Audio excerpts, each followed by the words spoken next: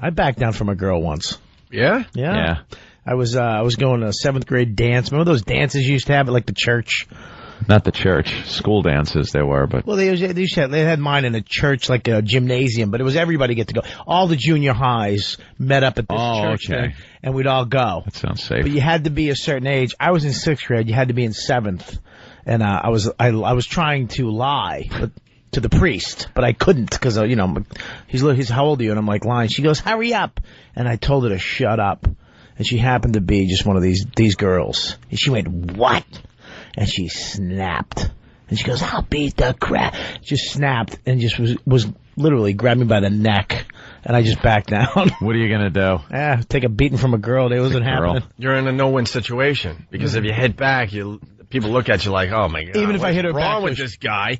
But then if you hit her back and you lose the fight, it's even worse. Yeah, I was definitely going to lose this one. This girl. That's a no-win situation. I think you did the right thing. I hit a girl once. Yeah? Yeah, when I was probably 4th grade. I thought you were going to say 42. Yeah, 40. No. Did you hear the 4? Yeah. 4. I was 42 at the food emporium. Right. She punched her right in the face. She took the last block of cheese. I had to. My father gave me some great advice, but didn't give me enough detail. He said, if anybody gives you any problems, he goes, and they're bigger than you. Yeah. So it's a nice fatherly advice after a few scotches, and I'm talking about me, not him. My father, a few scotches, and he goes, here's what you do. You grab the biggest stick you could find and just hit him with it. I'm like, okay, sound advice. Thanks, Pop. So I go outside, and in our little development was this big girl, and she was kind of a bully, but she was a girl. She was a couple of years older and very tall. Dykey big? Yeah, like dykey big.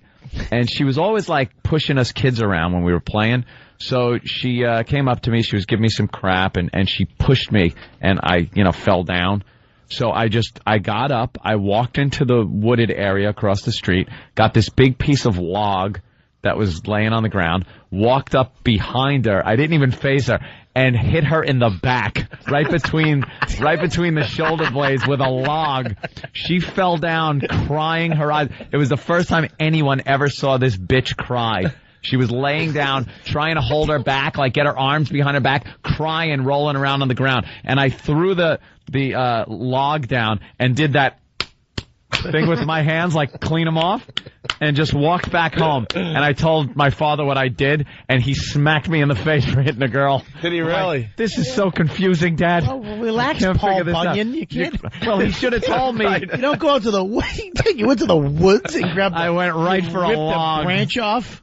And just came back, and you're a serial killer. When he said find the biggest stick you can find, I assumed you get a log from the woods and just pound her across the back with it, and that's what I did. I didn't even, face-to-face do it. I just snuck up behind her like a VC and hit her right in the shoulder blades, right between the shoulder blades. Her air just went, she was down and out. And then my father told me, no, you jackass, not girls. You don't hit girls no matter what. You just went to the woods and got a nice big tree branch and cracked her in the... First and last time, big branch. It was big, long, a lot of leverage, a lot of swing. Pop's never had a problem throwing plates of food at the wall, but as far as hitting women... No, he didn't throw it at Mom's head. No. I smacked a girl. I smacked a girl one time in my life. Yeah, that was the first and last time I ever, hit a girl. I had all my friends behind me. She cheated on me with another guy. Oh. And I had her, and I was, trying to impress my friends. But my friends were all psychopaths, literal... Why wouldn't they be, of course? Psychopaths. So I had her by, the collar, and I was like, you cheated on me? And they go, hit her. Hit her. And I'm nice. I'm holding my arm up right in front of her, and I'm looking at it you hit her, or we're going to beat the crap out of you. And I just went crack. A little peer pressure. I hit her right in the face. I still feel bad about it to this day. Let's call her. I swear to God, I wish I could. All I know is that she had a big Horseshack afro and a huge nose. She actually might have been a dude. I might not even be in the wrong. I remember she was probably one of the ugliest girls I've ever... I remember her and her brother looked exactly the same. Yeah? Yeah. I mean, she was probably one of the ugliest women I've ever been with in my life. And she cheated on me. I'll show you some restraint after that. Years later, I believe I was in the 6th grade. I thought you were going to say years later I was in a courtroom with Dominic Barbara. And, No, we all know that story. I was in 6th grade, and this another big, like, overbuilt girl. It was 6th grade. She had a set of on her. Onions. Huge. She came back from 5th grade, 6th grade, boom. She was all fully developed, had curves, nice ass, but a big girl, too, like tall. Her name was Jerry. I don't remember her last name, but just Jerry. And one day she decided, I don't know why, just to kick me right in the groin. That means they like you. For no reason, whether it meant she liked me or she heard. I think this was like something like I did with the stick. She had heard, hey, if some guy hassles you, kick him in the groin. And then decided to just give it a test run to see what it looks like and if it works. And I just right on the ground.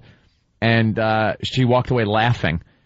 And if I ever had the reason again to pick up a big stick and whack a big girl between the shoulder blades, it was then. But, I thought, I'll just let it go. Just let it be. You probably just weren't near trees. Yeah. And I was in no position to grab anything but my...